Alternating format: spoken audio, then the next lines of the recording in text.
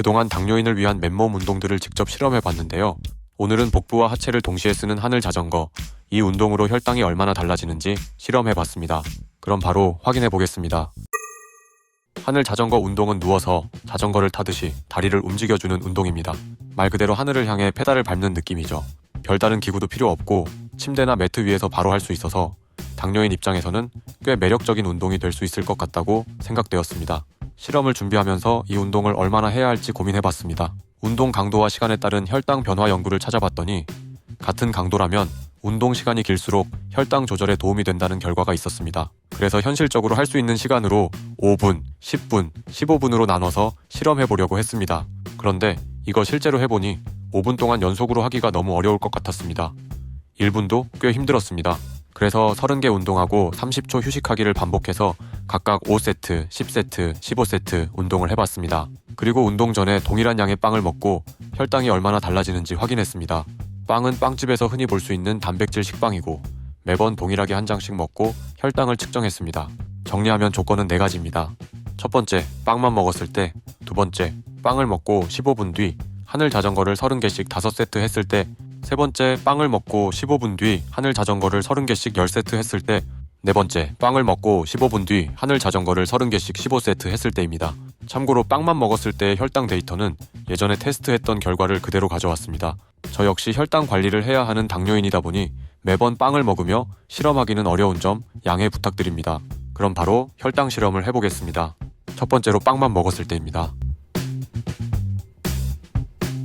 다 먹은 후 연단기로 혈당을 보면 식전 혈당은 105, 식후 1시간은 175, 식후 2시간은 156이 나왔습니다.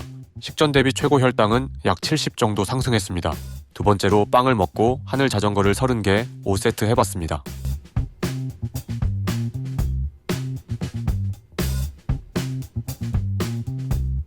운동 후 연단기로 혈당을 보면 식전 혈당은 103, 식후 1시간은 165, 식후 2시간은 148이 나왔습니다. 식전 대비 최고 혈당은 약 62 정도 상승했습니다. 세 번째로 빵을 먹고 하늘 자전거를 30개 10세트 해봤습니다.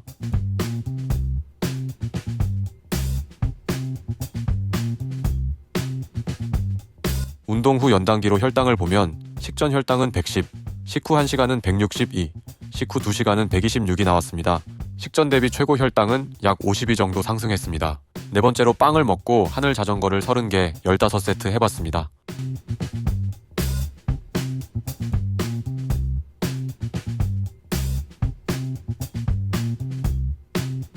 운동 후 연단기로 혈당을 보면 식전 혈당은 100, 식후 1시간은 142, 식후 2시간은 96이 나왔습니다.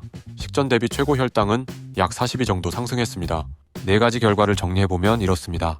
빵만 먹었을 때보다 하늘 자전거를 했을 때 혈당이 분명히 낮게 나왔고 시간이 길어질수록 혈당 조절 효과도 더 좋아졌습니다. 물론 사람마다 혈당 반응이 달라서 무조건 몇 분 하세요 라고 단정 지을 순 없습니다. 그래도 저의 경우에는 혈당 스파이크를 제대로 막으려면 10세트 정도는 해야 상승폭이 확실히 낮아진다는 걸 체감했습니다. 5세트 했을 때는 혈당이 생각보다 내려가진 않았습니다. 그리고 하늘 자전거를 직접 해보면서 한 가지 더 느낀 게 있는데요. 단순히 다리 운동이라고 생각했는데 막상 해보면 허벅지, 엉덩이, 복부까지 동시에 힘이 들어갑니다. 5세트를 했을 땐 생각보다 숨이 차는 정도, 10세트 했을 땐 몸에 열이 나고 운동이 되는 게 느껴졌고 15세트를 했을 때에는 복부와 허벅지에 자극이 와서 조금씩 떨리는 게 느껴졌습니다. 특히 다리를 공중에서 계속 움직이다 보니 복근이 자연스럽게 버텨주고 엉덩이 근육도 같이 잡아줘야 자세가 유지됩니다. 결국 하체 큰 근육들과 복부 근육들을 사용하면서 혈당 관리에 도움이 된 것으로 추측되는데요. 그럼 하늘 자전거에 대해 조금 더 자세히 살펴보도록 하겠습니다. 하늘 자전거는 단순한 다리 운동처럼 보이지만 실제로는 하체와 코어를 동시에 쓰는 전신 운동에 가깝습니다. 직접 해보시면 금방 느끼실 수 있는데요. 다리를 공중에 들고 페달을 밟기 시작하면 허벅지만 힘든 게 아니라 아랫배까지 떨리기 시작합니다. 1분도 안 됐는데 이게 이렇게 힘든 건가 싶을 정도입니다. 다리를 공중에 띄운 채로 페달링을 하려면 몸통이 바닥에 안정적으로 눌려 있어야 하기 때문인데요. 그래서 의식하지 않아도 복부 근육이 자동으로 수축해서 몸을 잡아줍니다. 다리만 움직이는 것 같지만 복근이 같이 일하고 있는 겁니다.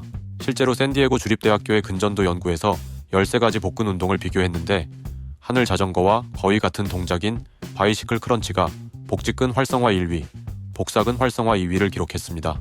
누워서 한다고 절대 가벼운 운동이 아니라는 거죠.